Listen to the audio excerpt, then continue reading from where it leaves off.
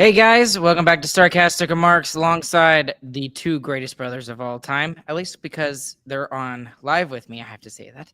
James and Chris, my name is Ryan Chambers. This is Starcastic Remarks, and we are here to talk about several things in this 1 hour episode that we're trying to get started back up again.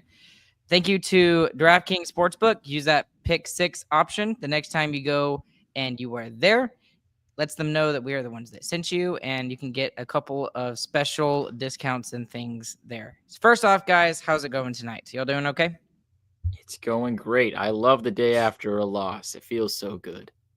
Always the best. So give me the quick rundown real quick, because to be honest with you, I've legitimately not even had the chance to even watch the game. So what's like it was it as bad as they said? It sounded like the first two periods were boring and the third period was exciting, but not in a good way. Yeah, the first two periods were boring. Then the third period, the Dallas Stars did what the Dallas Stars do all season, and they done flubbed it. So they didn't score, and then they let the other team score right after they did score finally. So, yeah, it was a very Dallas Stars game. Oh, and we didn't score on the power play, too. Yeah. So imagine everything that's been going wrong this season. That happened last game. Typical. So I remember listening to you guys very briefly when I had the opportunity to. So 4 losses in the last 6 after a 7-game winning streak. So not all that great, but at the same time, if you look at it this way, they're 9-4 in the last 12. So it's still a positive thing. And they were, for a majority of that time, doing it without 3 top 6 forwards. Now, Hintz has returned. And from what I'm guessing and from what I heard, he wasn't really all of that noticeable last night. But, not exactly his fault considering he's coming back from an injury. But I'm not ready to panic yet on all of this. Yeah, he definitely tried to make himself heard, but it was not working. He was clearly not all the way up to speed yet. Well, what was that look for? There's either a massive fart outside or someone just moved some furniture. Sorry, I got totally distracted by that.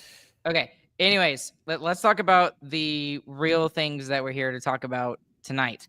And I was, after Wednesday night's episode last week, I was kind of thinking, okay, well, we kind of did the State of the Stars. What are we going to kind of talk about? And as the week went on, they gave us some pretty juicy stuff. The world did, the hockey news did.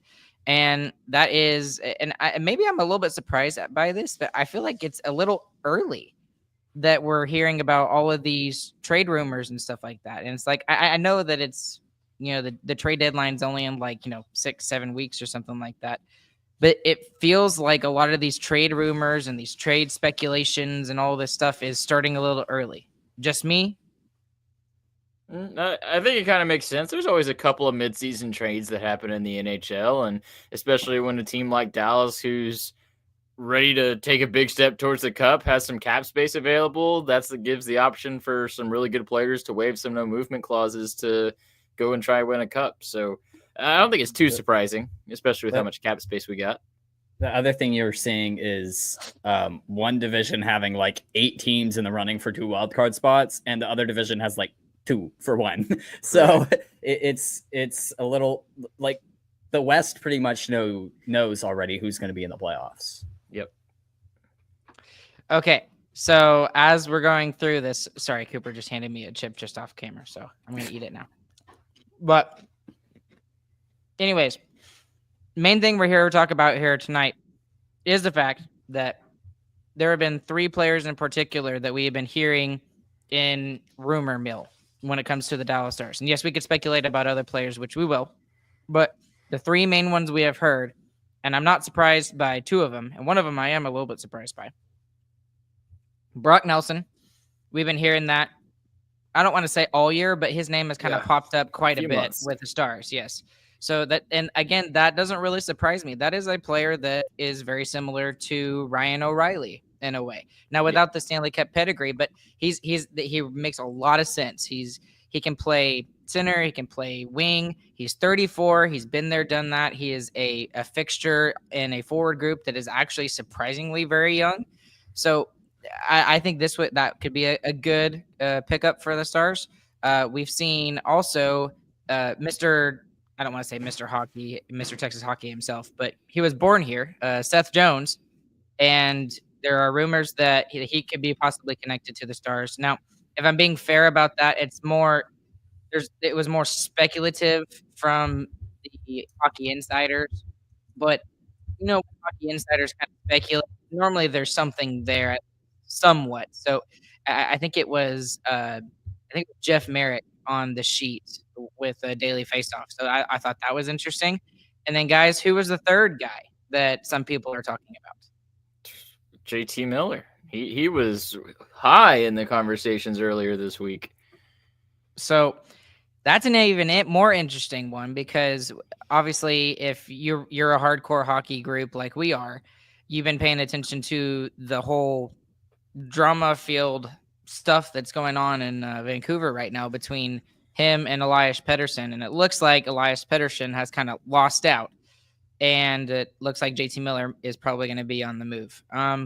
Earlier in the week, it looked like the Rangers had some sort of trade between the two, and that fell through at the last second. He was almost even kept out of the lineup, and we're not sure what happened at this point. But what would a trade for? Well, I guess we should say this first. Let's say this first. What would JT Miller bring to the Dallas Stars that we are missing right now that you think would be a good thing? Well, he can score, and he can score on the power play. So that's the number one thing that they're looking for in a forward, just someone who can put the puck in the net. They got a lot of good players and a lot of good playmakers that can't score. So any more help that they can get there so that they don't run into what happened in the playoffs last year with Edmonton, where they just ran out of firepower, couldn't score a goal to save their life, that would be beneficial. Now, the weird thing and why it's weird to see JT Miller's name in this conversation, and same with Seth Jones, is the amount of term left on the contract and just the value of these contracts. Because it's true the Stars have $10 million of cap space this year once Sagan goes on LTIR, but that's going to be gone next year, and it's actually going to be more than gone because we're going to have a couple players that are going to be re-signed too. So both of those players have really high contracts with a lot of term left, and they don't make a ton of sense, but we've heard from reliable sources that Dallas is in talks for them. So it's interesting. What do you think, James? Because I have my thoughts, but I want to hear your thoughts first. I think this is probably something that Jim Nill, I mean, obviously these are players that you want on your team if you can. A big thing with Jim Nill is going to be how does he get them for as little cap space as possible, right? And balancing that with what you have to give up with that, and just knowing that the past couple of years it just has not been enough, and I think every time in the playoffs so far it's been because of scoring that the Stars have fallen short. So looking at these guys who can go and score big goals, it's definitely a new look at the very least, and that's kind of what the Stars need, I feel, because they've tried the like lesser known pickups, and then they tried the big defensive pickup with Tanev last year. Both times didn't work. So gotta try something else. I don't want to say that it didn't work because they didn't win the cup. That's what the moves were for. The moves were to win the cup. Okay, so the first year, I would say that the expectation was not there for the Stars to win the cup. I think we were great. I think last. Sorry, say what you said again. The moves are made to win the cup, regardless of expectations or not. He did those moves to help them win a cup. Okay, that's fair. I like your argument there. Okay. However, I wouldn't call it a failure. Obviously, at this point, there's only one team that can view their season as a success. In all reality, even the teams that are really bad, that their young guys get a lot better and they get 20 points better in the standings. Like that, some people, they would view that as a success, but in all reality, there's only one winner. That's it. So I don't think it's quite fair to say that, it's a failure or whatever, but regardless of it, let me get back to go ahead, James, and I'll get back to JT Miller. I think it's fair because trades made at the trade deadline are made for the playoffs. I mean, that's what they're made for. It's nothing else. Yeah, rentals are only to try to win the cup. I agree with that. Okay. All right. So fair enough. All right. So Chris, actually, you were the one that kind of convinced me to go more on the fence here because I was on one side of the JT Miller thing. My thought process was it doesn't make a lot of sense for a Dallas organization that values character almost more than anything. I mean, look at the coach that we brought out of, college to come and, lead this team. And it was Monty Montgomery who came out, and as good as he was, he had some demons in the closet, and Nil warned him and he fired him, and to Nil's credit, he stuck to his guns with the whole character thing. Now, so that's why my first initial thought was the Miller trade doesn't make any sense because this guy has had he's got, I don't want to say he's like a bad guy because he's not, but he's got some drama that follows him, if that makes any sense. However, you did say that everyone said the exact same thing about Tyler Seguin when Tyler Seguin got traded here. So that was a great point, and I liked that you said that. And multiple players too. I mean, Suter, Duchesne. I mean, Stars have had a lot of players like that they've been able to come in and actually turn them into leaders. And the other thing that I did think about too, and I might have been you, that if there's any squad in the league that could turn a bad guy into a positive player, it's the Dallas Stars locker room right now. I mean, I wish you guys could see these guys every time I walk in there, but they always seem like they're buddies, like that there's nothing negative between them. And even if there is, they're hiding it pretty well, which is great. But JT Miller, if you can get him for like dirt cheap, and I'm talking like, something, and we can get into this now, like Lundqvist in a second or Dumbo or something to make the money work. And he's a guy that could be nasty in the playoffs. He can be somebody that can, get people going if they're just down in the dumps, which we've seen a lot of that lately with the Stars. They can't seem to get over the hump if they can't get going or whatever. This guy could be a real asset to your team. So I'm sorry, that's a lot to talk. I'll let y'all unpack that. Go ahead. Yeah, unfortunately, JT Miller potentially being a good fit and helping power play and helping scoring is kind of where it stops making sense. I mean, after that, not much left of it makes sense. He's getting $8 million a year. He still has 5 years left on his contract. He's under contract until he's 36, which is when decline is going on in a player for the most part. And the Stars have a lot of contracts coming up that they need to sign still. I mean, they got Johnson coming up. They got Stankovic coming up. Bork's going to come up eventually. And if he keeps getting better, he's going to be needing some pretty heavy payment. And then that's not even taking into account how much JT Miller is actually going to cost. He's not going to cost Lundqvist in a second. He's not. It's going to be something more like Bork or something more like Bischel or something like that. And I just think the amount that you're going to give up for a guy that doesn't necessarily fit the cap space that the way you want to use it just isn't really worth it. And that's where I agree with you. That I was kind of buying into it a little bit after your tweet that you put out there on the Starcastic Remarks thing. And then I kind of was thinking, okay, maybe I could see him giving a chance. But for all the things you just listed, that's exactly why, as a Shark, I'm out. Yeah. Okay. Yeah. So it doesn't make any sense long term for the Stars. If he was like a rental and he was gonna be dirt cheap, and it was like, they'd be willing to retain 50% and we'd be able to get him for like $4 million. Great. For absolutely. Sure. This would be almost a slam dunk for me at this point. But none of it makes sense based off of the term, the players we'd have to give up, the guys that are due money, including Jamie Benn, who is coming off a contract. Wyatt Johnson is going to get a giant raise. So it's hopeful thinking, but it doesn't make any sense. Right. And there's other guys that have better numbers this year that don't have the locker room issues that would be more affordable. So I don't get why the Stars are so connected to those talks. And maybe it is just rumors being rumors, but they're pretty loud. All right. Anything else to add to that, James? No, I think y'all pretty much got everything there. Yeah. Okay. It I would wanna- be cool, but it doesn't make sense. Right. And I would connect that to the Seth Jones contract too, just so we can knock both of these birds out. Okay, hold on 1 second before you do that. If we did go out and get JT Miller, what do you think he would cost? Like you mentioned Bork, but it wouldn't just be Bork or just Stankoven. What else do you think the package would entail? It would be Bork in a first or Bischel in a second is what I'm thinking. And that's with no retained salary, which if he's $8 million, you probably want to retain some so you can try and go get a forward or try and go get a defenseman too. And that's the only thing that I would say is going to be different if you're going to Chicago. Chicago is going to be more willing to retain some of that Seth Jones contract.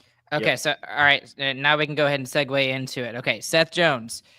The more I think about Seth Jones, the more it kind of makes some sense. All right. I don't like the cap hit whatsoever. Let's be honest. At $8 million, that's what he's getting paid for in Chicago is as a number one guy. He is $9.5 million. $9.5 million. Excuse me. I don't know why I thought he was $8 million. Because JT Miller's $8 million. You got him flipping. Yes, there you go. Okay. To be fair, he plays 25 minutes a night for the past like okay. 10 years. So yes. So let's talk about why, just like we did with JT Miller, what would he bring to the Stars that would make sense for the Stars? Why would they go out and get him? He shoots right. He plays a lot of minutes. Those are it.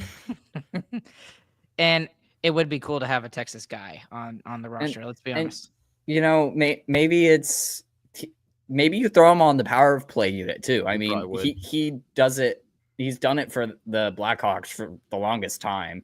I know they're giving some other younger defensemen some chances on that now too, but I mean, he's someone who has done it a lot. And for how much I love Miro, he's just not working out this year on the power play unit. He's not picking up points like he normally does, and it's about time that it's changed, honestly. Okay, well, here's the problem though. You don't go out and get Seth Jones just because he can play on the power play. Because but he also shoots right and needs minutes. And that's fair. Those two are fair. Okay, so that's what I wanted to make clear. Is when you've got two other guys, I would argue two other guys, maybe even three, that probably deserves a chance over going out and getting a right-handed defenseman that could play on the power play. Like Harley deserves the first shot. Nils probably further down. And I would even say Essa, maybe to a certain extent, could probably play some power play time if he absolutely wanted to. But I mean, he seems like he would be a very good number two guy. And that's the way that I'm kind of viewing Seth Jones at this point. And what I'm talking about is not a number two guy in terms of like time on ice, but a guy that could probably play with Miro Heiskanen. And we've talked about it so often, so many times. If Miro can just play on the strong side, which he has for a good chunk of this season, and they finally pushed it. But if they could go out and get a guy that's just a little bit older than him and maybe could, like you guys said, eat minutes just like he does, that could go a long way. Yeah. And again, that's where it stops making sense because he's making $9.5 million.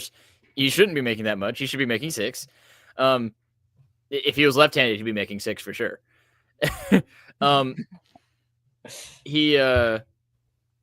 The Hawks aren't going to retain 50% for the next 5 years. I mean, that's not something that's going to happen. That's too long. They're looking to be a good team in 3 years. They're trying to be a bubble team in 3 years.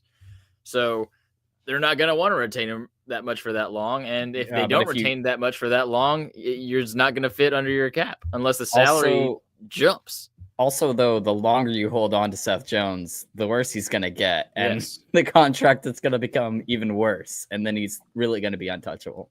Yep. Seth Jones already 30. So. Yeah, it's not. He's in his. Well, I don't want to say. I guess he is in his. He's in his prime right now. Yeah. But he is definitely on the back half of his career. Back half of the prime. Yep. Yes, back half of the prime. Okay, so, and I guess we can go ahead and just speculate on this. What would a trade package look like for Seth Jones? For me, I think it would be much, much less than it would be for JT Miller. But that's just me speculating. I think it would be less, but the only way that it would make anywhere near sense for the Stars is if they retain a good bit of the salary, or they take some garbage away from us. So maybe it's Bork and a first and Dumba, and you eat some of that salary for us. That way we can go get a forward.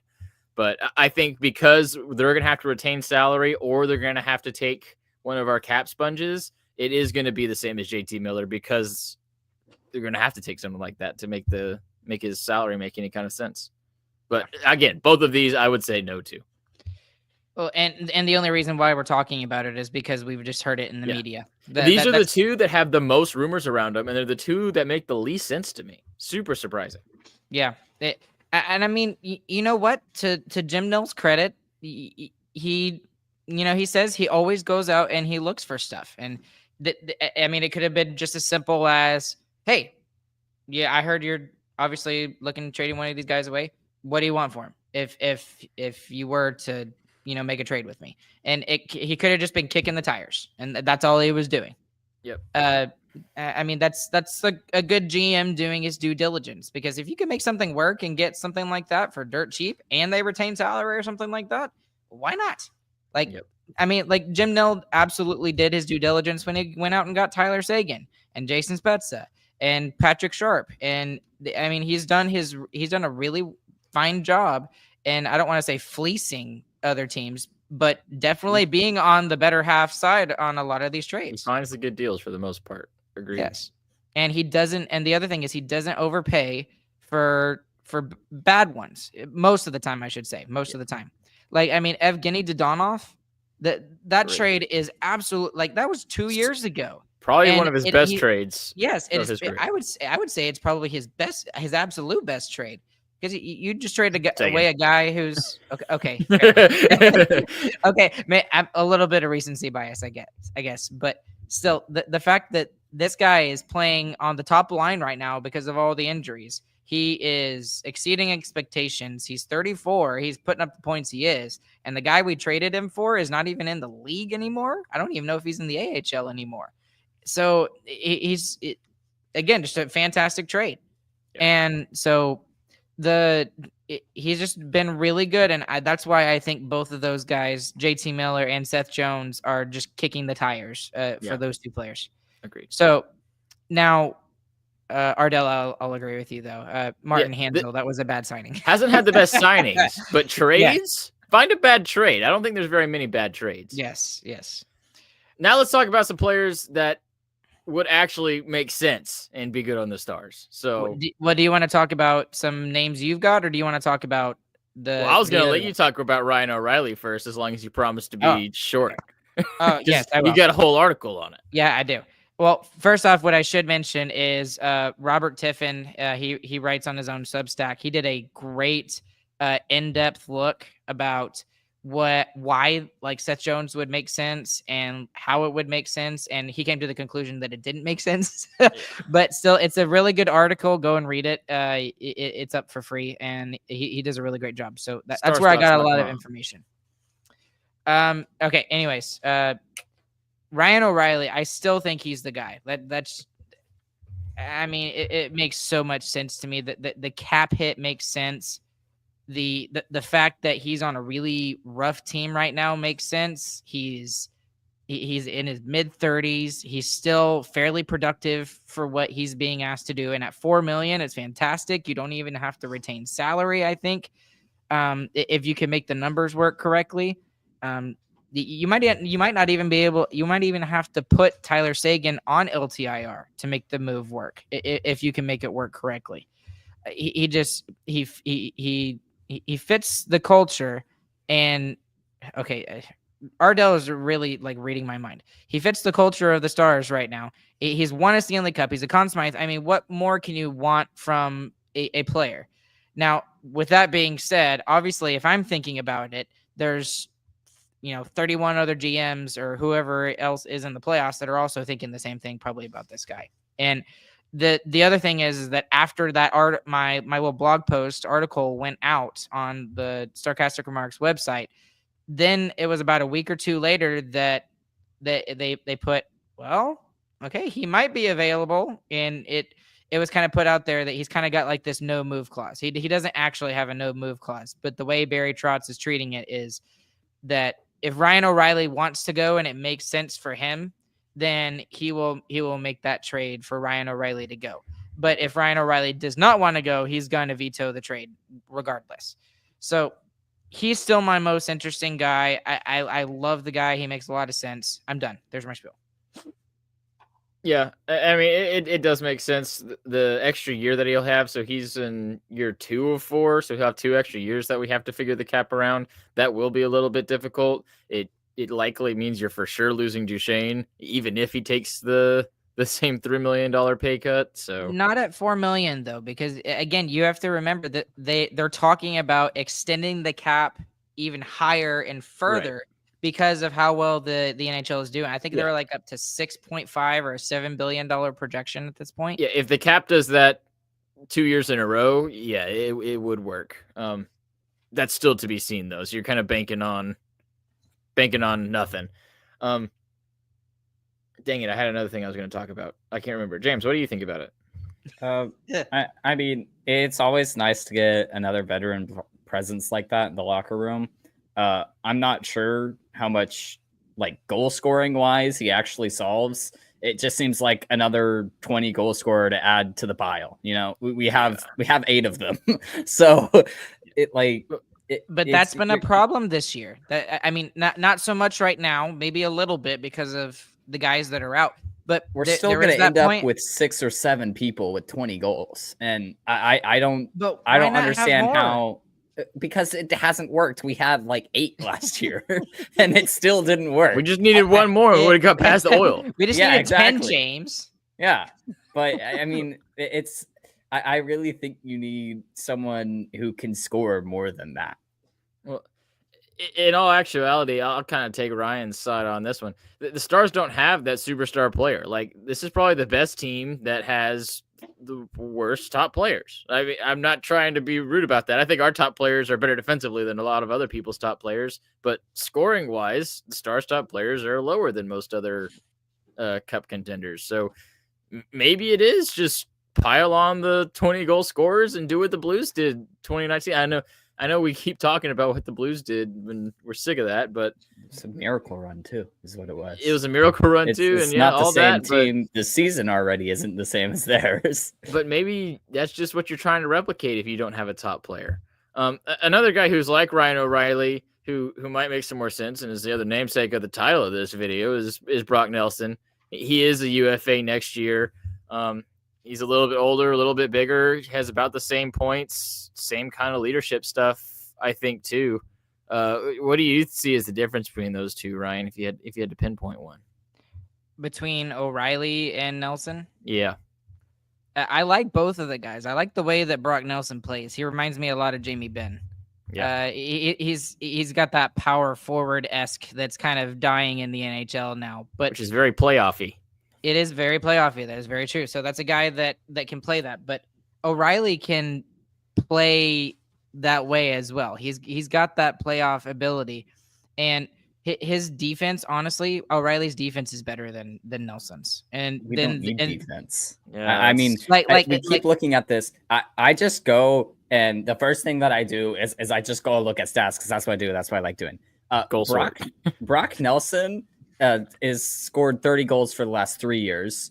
And back in the playoffs, even, I mean, he has 78 career games, 27 career goals in the playoffs. And the last 2 years that the Islanders made the playoffs, they got knocked out in the first round, and he had 2 goals in each series.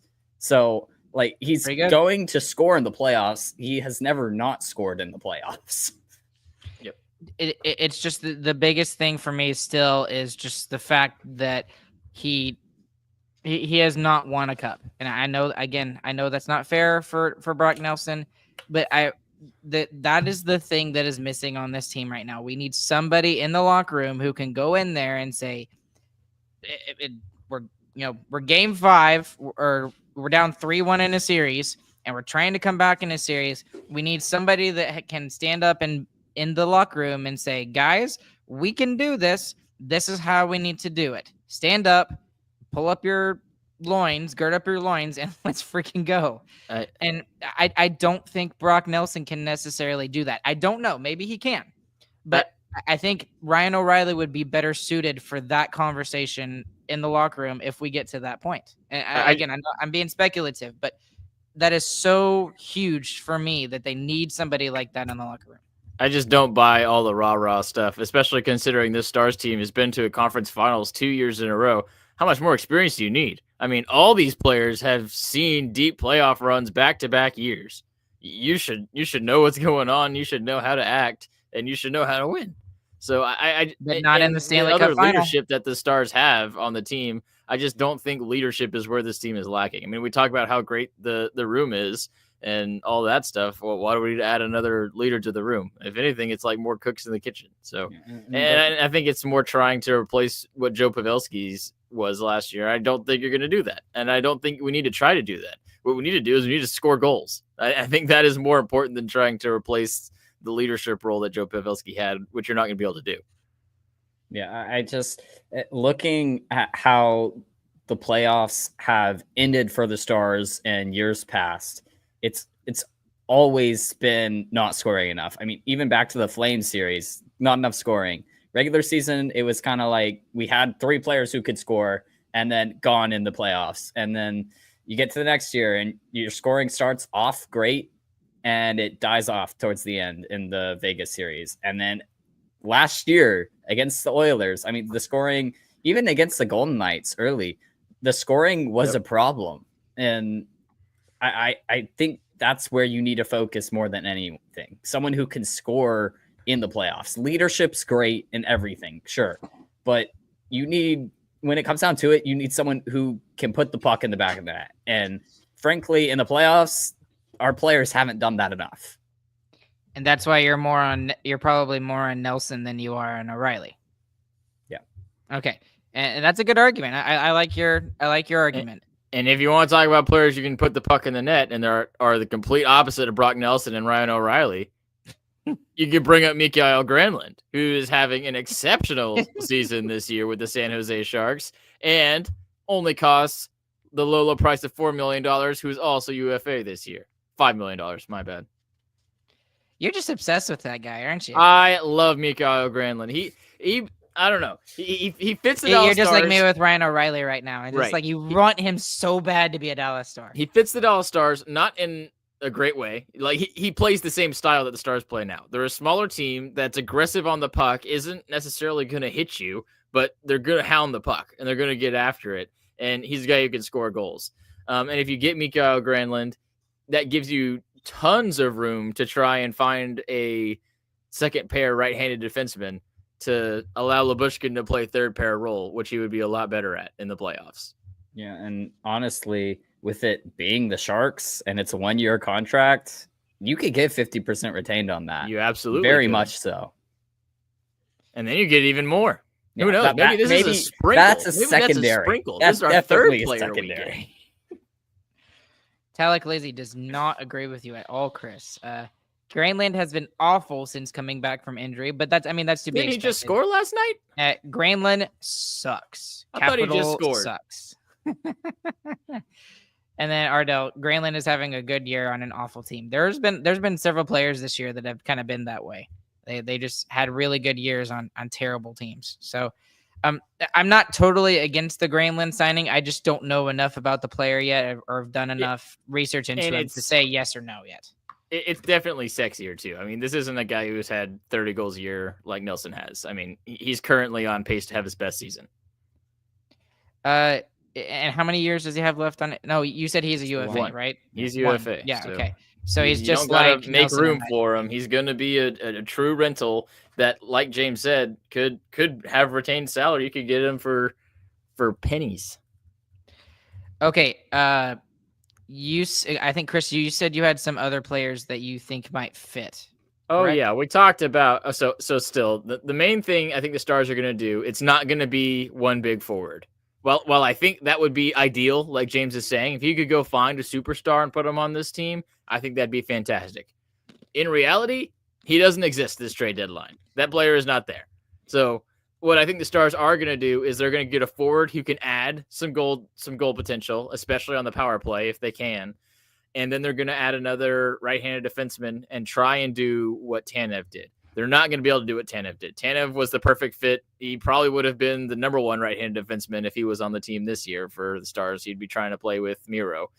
But what the Stars need to do is they need to allow the best defenseman to be the best defenseman. When the playoff rolls around, I expect it's going to be Haskin and Harley, and then Lindell, and then whoever the Stars pick up on the right side. So that allows Lyubushkin to bump down to the third pairing spot, where his 5-on-5 time on ice numbers are already at right now, and it lets him be a penalty kill specialist with Lindell. It lets him do what Hakanpää did when he was at his best. Play low minutes 5-on-5 and take care of the PK time. So I think that is really what the Stars are looking for. With that in mind, may I introduce Exhibit A, Ivan Provorov from the Columbus Blue Jackets, who is another left shot defenseman. But at this point, who cares? Our top three defensemen are left shot. Might as well add another one. Why not? Why not? He's a UFA this Dell can year. play his offside. Yeah. He's 6.75, and he eats a lot of minutes. He's a certified second pair defenseman who can absolutely take care of that time that the Stars are likely to struggle filling, that they definitely did last year. And he also, as of now, is on a team in the first wild card spot. Yes, That that was is the other thing. If any of these guys in the Eastern Conference aren't going to be available until trade deadline day. Yeah.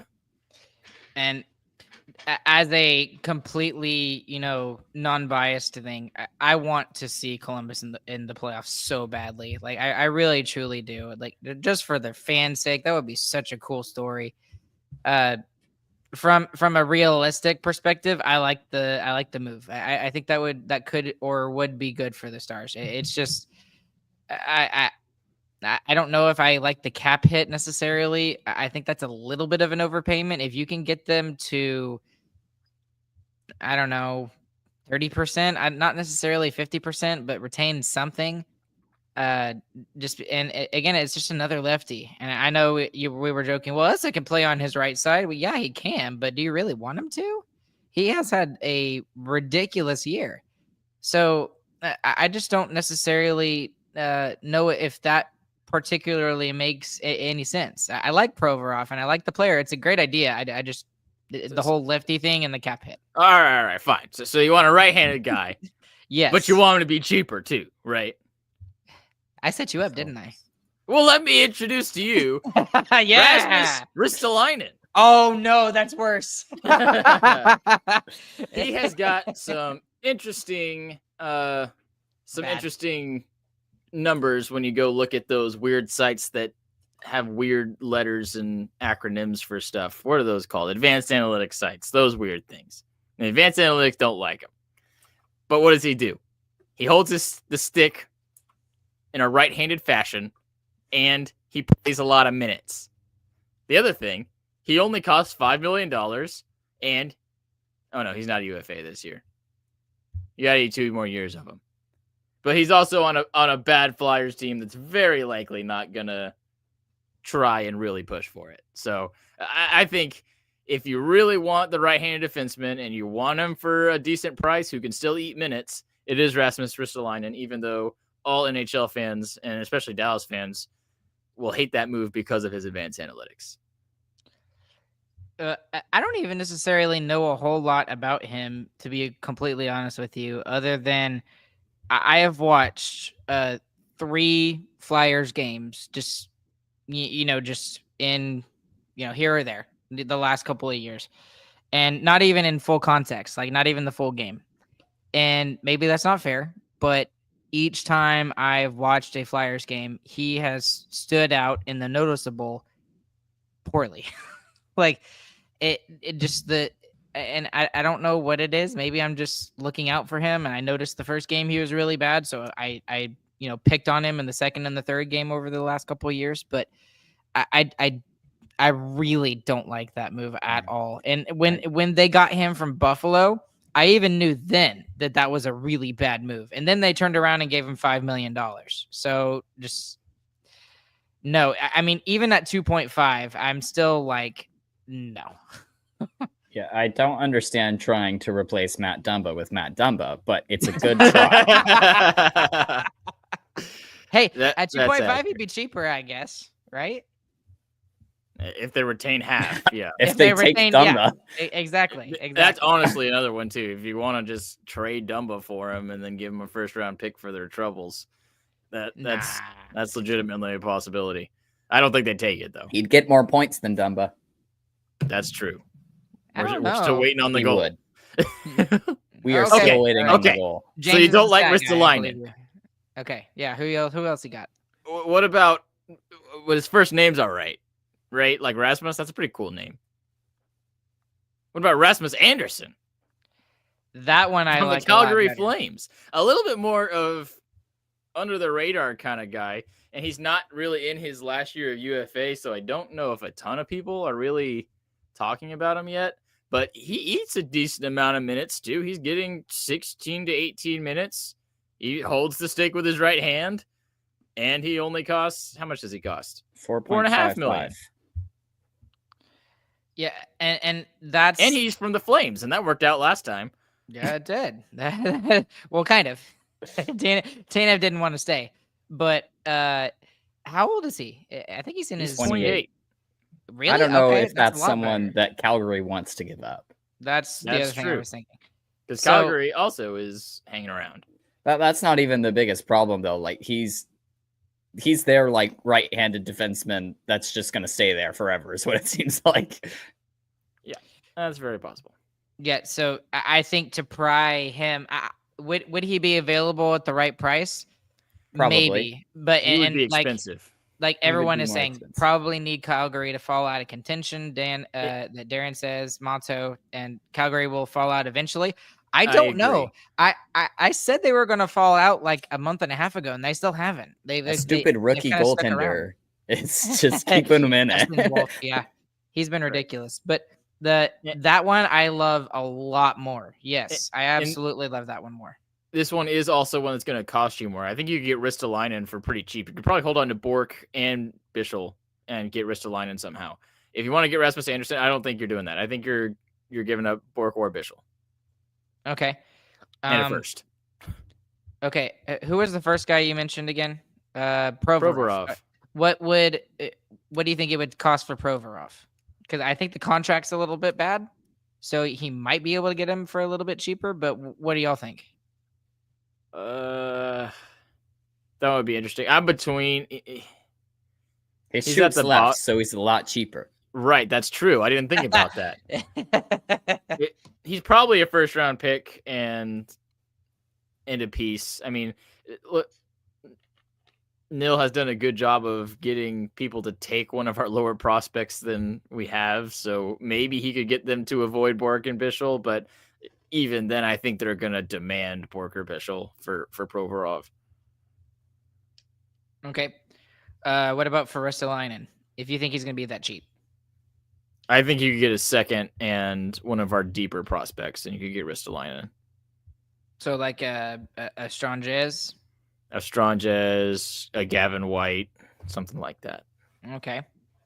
And then finally the last guy, Rasmus Anderson. I think he's going to be Bork in a first, Bischel in a first, something like that. That'd be expensive. I think I they'd don't know if want that's worth it. Bischel. Yeah, I think they do. I mean, you're trading for someone who is at the height of their career, at least Right. defenseman wise, is right-handed. He's in his prime. Yeah. So And is yeah, playing they're, big minutes for you. They're gonna want Bischel for sure for that. Yeah. And that kind of gets us into another good conversation topic. The two prospects right now that the Stars have are Bork and Bischel. Below that is a vast chasm before you get to your next prospect. Your next top prospect. You could say. Sure. We'll say that. I think your next best prospect behind Bischel is playing for the Erie Colts. We can say that. That's fair. Yeah. So are you willing to give up Bork and Bischel to get somebody who can better help you win right now? If they can score 30 goals a season. That'd Brock be my Nelson- stipulation. Brock Nelson scoring 30 goals. I a season. understand Is that what that. you're saying? I would I don't give think up Brock Bork Nelson in a would first for Brock Nelson. Oh no, absolutely not. No. Yes, I No. would. For He's this team right now. He's 34 though, James. Mhm. I I that understand. is saying something. That's a hot take. I don't know if And I is would agree with that. 35. I haven't made up my mind on this one yet, so I shouldn't have come on a podcast. But either way, at some point, the Stars have to do something. You can't do what the Canes have done. You can't sit there in a good spot and not make an aggressive move and let your team fall off into obscurity. The Canes haven't fallen off. They've done a very good job. But you know what I mean. Their roster on paper has gotten worse. You can't let that happen to this team. So if you have the opportunity to do what James is saying, get substantially better right now, you give up, I think, Bork for a player who can score now. I think Bork is going to score later. We don't know if he's going to be a top player. Like we are pretty sure Stankoven's going to be. That we were pretty sure Haskin was going to be. That we were pretty sure Johnson was going to be. I think Bork is not in the same category as those players. I think that's a guy that is potentially worth using as your trade bait to get a player who can win you a cup right now when you're most primed to do it. And especially this season. It's not just, we have a lot of good players around us now. Let's do what we can. We have a lot of players around us, and we are about to cheat. So if you're going to cheat, you got to go all in and do it. It's not cheating. It's within the CBA, Chris. The GM said it's not cheating, but man, does it feel like cheating. And that's what the Stars are doing. They're gonna use the full extent of the rules. So you have to go all in on it, I think. And I think you got to give up Bork. My heart hasn't coming around to giving up Bischel because I think he still does have the capabilities to be one of the best defensemen on this team. So my heart isn't there yet, but I think I'm heading that direction. I wasn't not ready to lose another big defenseman. Yeah. Too soon. I really think what this team is truly missing right now, and it just really sucks because freaking Seattle, is Jamie Alexiak. If we had a Jamie Alexiak type player, and I know he's left-handed still, but if we had somebody like that, or Stephen Johns, he was a right-handed defenseman who he was the extra piece on the Patrick Sharp trade all those years ago. If we still had one of those guys, then I don't think we're talking about, and maybe Tanev is never a Dallas Star. Maybe we're not talking about all of these other guys being a Dallas Star. That exact thing is why Seth Jones is getting paid $9.5 million because he's right-handed and he's a great defenseman. And there's not many of them. Like I know we jokingly said he'd be getting paid $6 million if he was left-handed. He's probably close to there. I mean, you don't take that kind of gamble on him if he's not a guy who's a unicorn. And there's just not as many of those second-line right-hand defensemen that are affordable. I think James saw the same comment I did. Bork for Hudson. Yeah, right. Good luck with that. Yeah, that would be a very quick no right now. But now Hudson could just win the Calder this year and then never have a good NHL career. And Bork could be okay this year and go ridiculous for his that's career. Rookies, but from the Canadians' perspective, you're not even gonna give an answer. You don't entertain to that at all. Yeah, not even close. Okay, so the last thing I want to mention on this before we change it to the Who Cares segment for the evening, which James, I'll let you introduce that. By the way, if you ever want to make suggestions of what you would like to hear us argue about, the stupidest things in the world, join the Discord. There's a channel there. You can make suggestions, and that's where we get a lot of our suggestions from. Only unserious inquiries will be considered. Yes, true. The less serious, the better. Yes, like corn chips. I still don't remember. That was one of our long best ago episodes. That was probably one of my favorites. Yes, agreed. Okay. Anyways, in all reality, what do the Stars truly need more?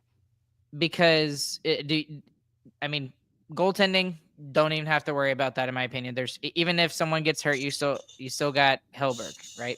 The depth is there. James, be quiet. If you on the defensive side, you've got Bishop, who could be the trade deadline acquisition for the Dallas Stars. So he could still come up, not necessarily in March, but maybe at the beginning of April and be what Harley was 2 years ago. And then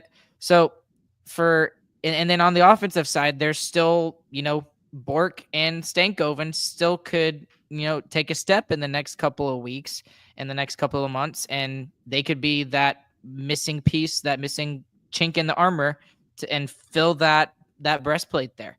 But what do you think the Stars need more than anything? Do they need a top 9 forward? Do they need a top 4 defenseman? Do they need both, or do they need nothing? What do you think? If you had to pick one, it's a goal scorer, like James has been saying. It's someone who can put the puck in the freaking net, because that's how we've lost every single year. James, what do you think? Yeah, I mean, I wasn't fully sure coming into the episode, honestly, what we needed. At first, I thought good defenseman, best defenseman we can get. And the more I think about how the Stars have lost in the playoffs in past years, the more and more I think someone who can score in the playoffs. That's what you want. Goal scoring in the playoffs. None of that assist stuff. Don't care about that. They can have like 12 goals, 0 assists. Don't care. That's who I want. I want the person who can score, because we have plenty of people to feed them the puck. Duchesne, Robo has shown he's a playmaker recently. He's gotten a whole lot more assists lately. Hence, even can dish the puck. Stankoven. Stankoven, yeah, he's a disher too. I think I'm in agreement with you guys. As much as we complain about the defense, and especially about Matt Dumba and how he's played and how he has not lived up to that contract at all, and he has actually been worse than that. This team still sits second in the NHL in goals against. I mean, I know you have to give some of that to the goaltending, but when you look at the goaltending numbers, and it's not like Otter is like lights out and he's putting up hellebuck numbers. He's very good. Don't get that's not to take away from Jake Ottinger. I should say that right off the bat.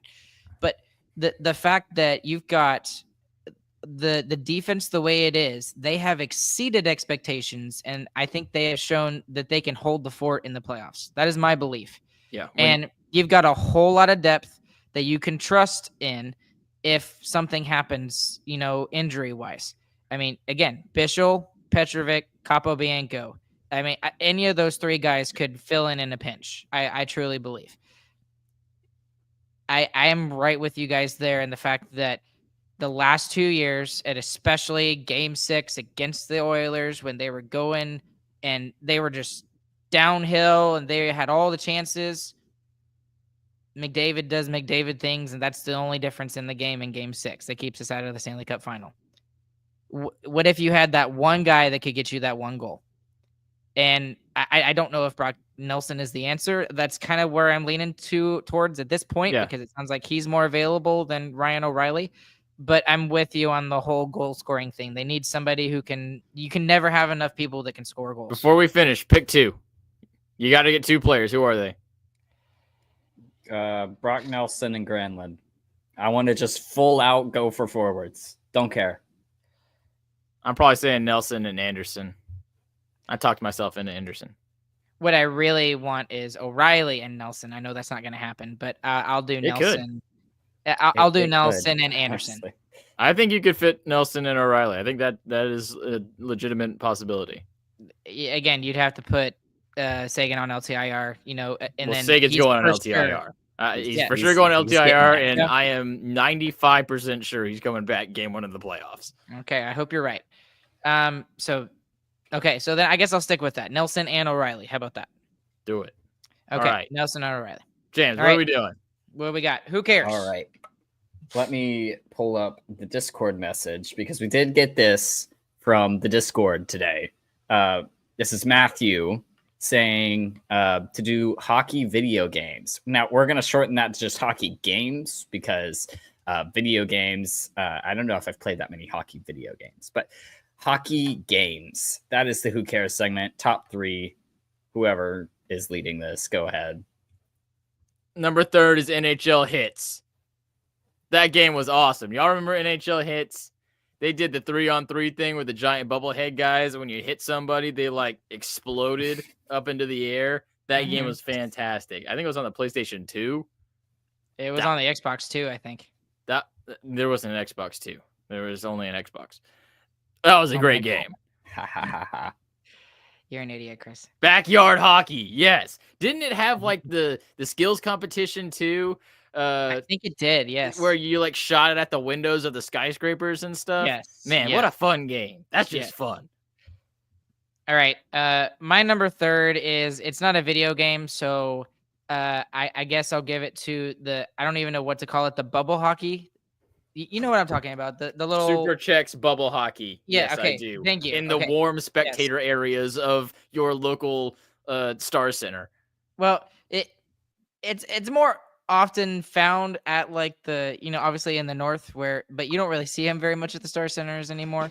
But I remember playing one a long time ago. I don't even remember where it was. I think it might have been at the Valley Ridge Star Center way back in the day, like back in the late 90s, early 2000s. But that's my number 3. It was very close to my number 2. James?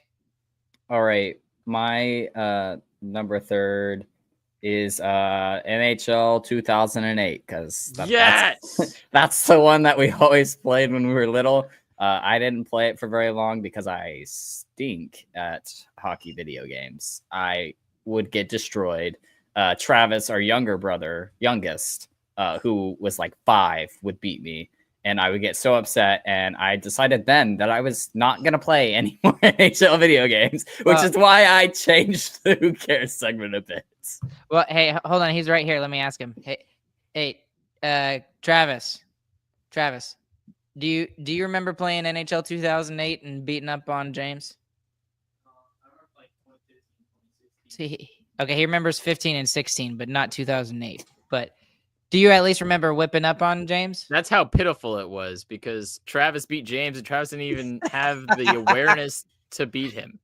Yeah. To remember beating him. All right. Okay, Chris. And my number 2 is NHL 08. That's a fantastic choice, James. Best hockey video game that has ever been released. And that's absolutely debatable because they're almost all the same. But absolutely, it absolutely has the best soundtrack. Go listen to the NHL 08 soundtrack. It is unreasonably fantastic. There's no reason for them to go that hard, and yet they did. My turn? It is your turn. Okay, I'm going to show my age here a little bit. Ardell, you're going to have to help me out here, and you're going to have to help me convince Chris and James here. I'm going to go way back. Okay? Wayne Gretzky 3D Hockey is my number 2 on the Nintendo 64. That game I could play for hours. And I still, even to this day, still remember opening up the start screen or whatever you wanted to call it. And just the way that he said it just gave me chill bumps. Wayne Gretzky 3D Hockey. Oh my goodness. I love that game so much. It was, again, I kept jumping up and down with all of my hockey games, but I have a number 1 that could not be surpassed. So. Wouldn't it have been awesome if they did what they did with Madden for hockey, and it was just call it like Gretzky 03? Yeah, that would be sweet. That is a great that is a great idea, Chris. Like, I claim the intellectual property. That. That's mine. If anyone steals that, I'm going to sue you. You hear that, EA Sports? You hear that? Yeah, listen to that, EA. You money grubbers. Okay, James.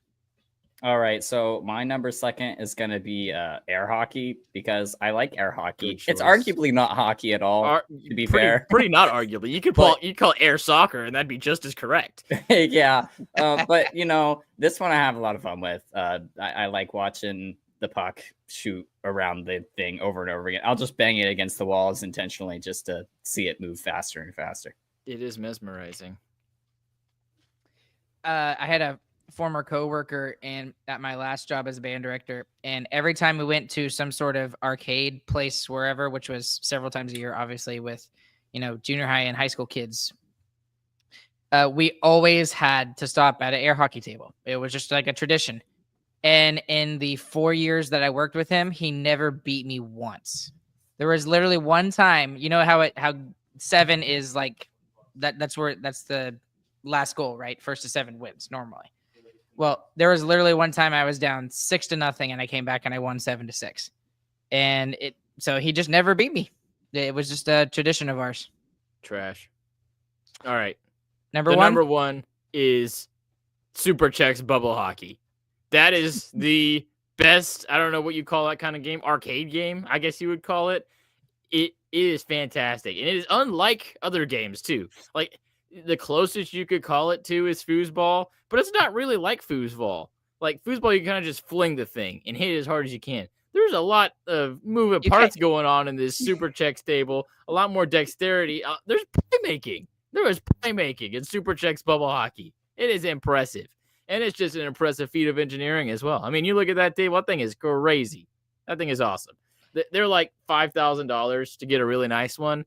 And one is absolutely going to be in my house in the future. I don't care how poor I am. It's going to be there at some point. That is an end-life goal. Yeah, it's just going to be you and Ellie living in a shack with like no running water or electricity and just in the center of the room. Yes. We will poop in a bucket, but we will have the Super Chex table. Okay. I'm going to jump over Ryan just because that is also my number one. Yes. Great choice. Because I mean, that's the closest hockey game that I can find that I actually enjoy playing. So really? Okay. I will give honorable mentions for a second. Okay.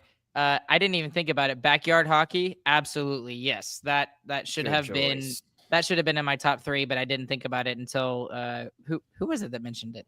Don't remember. Someone in chat's going crazy. Yeah. And then I'll also give it to NHL 2014, because 2014 basically changed the entire way that they played the game. That's when they added in like skill stick and stuff like that, where you could use both the analog sticks to do all the dangles and stuff like that. I probably would have hated that. Yes, that game was legit, and it really changed how video game playing was. But Chris, your number 3 is my number 1. NHL hits specifically 2002.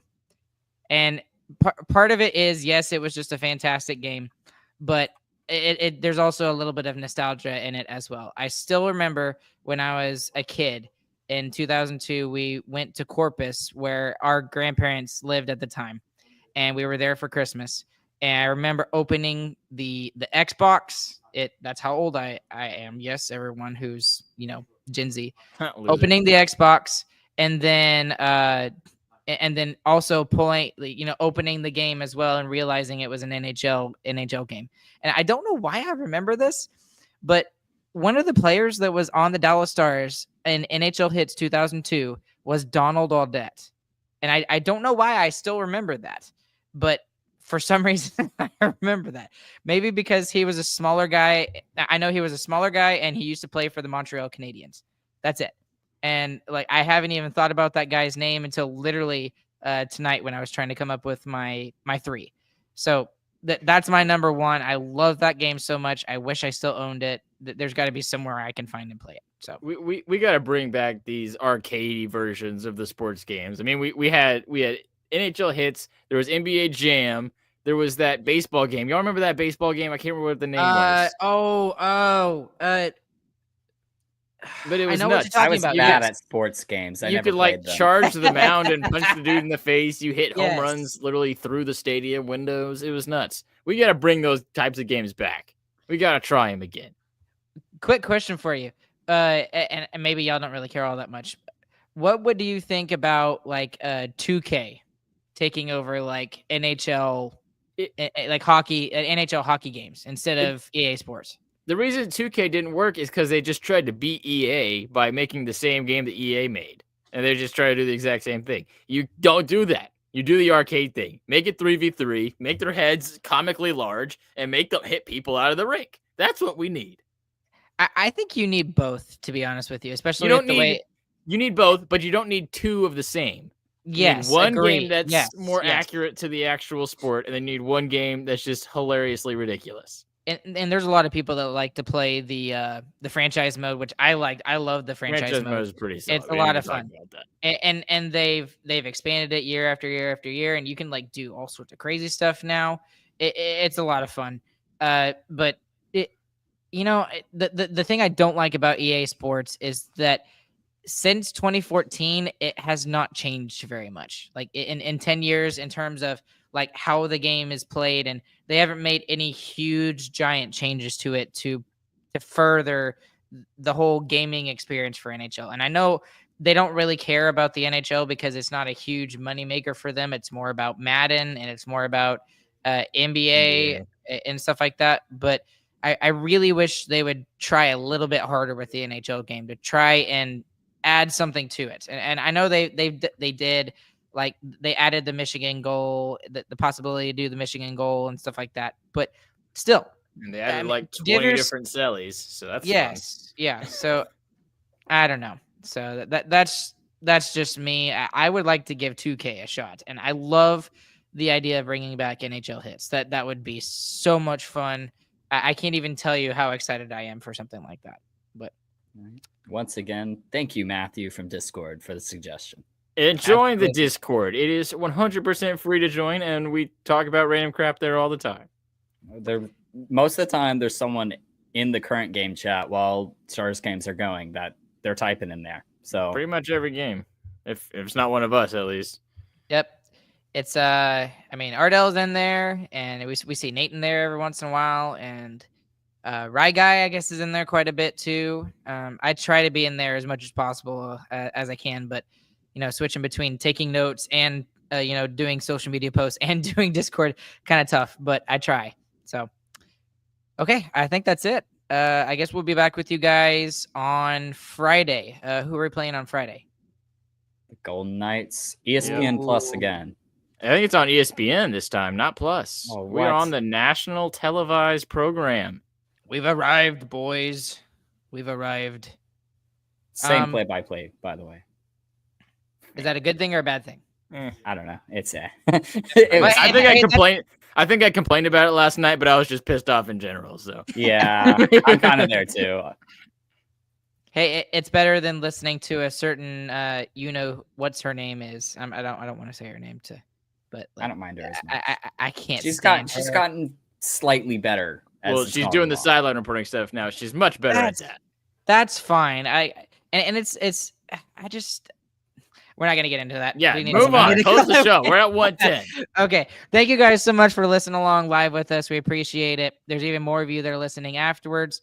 If you're listening on the audio side, please consider leaving us a 5-star review, wherever that may be. Apple Podcasts, Spotify, Google Podcasts, Mars Podcasts, wherever you may be listening. Please leave us a 5-star review. Starcasticremarks.com is the website. That's the latest information where you can find us. And every once in a while, we like to put up blog posts as well. I should mention this too. Go and check out Chris and all of his 100-degree hockey stuff. He's putting up a lot more articles up there, and he's doing a fantastic job with all of that stuff. And if you're watching here on YouTube, please click like and subscribe. And as always, click the notification bell so you never miss an episode when we go live. Thank you to DraftKings Sportsbook. Pick 6 option. THPN is the promo code. Alongside James, alongside Chris, my name's Ryan. We'll catch you guys on the flip side. Hope you all have a fantastic morning, afternoon, evening. Whenever you guys are listening, we'll be back with you guys on Friday when the Stars take on the Vegas Golden Knights. Have a good night, everybody.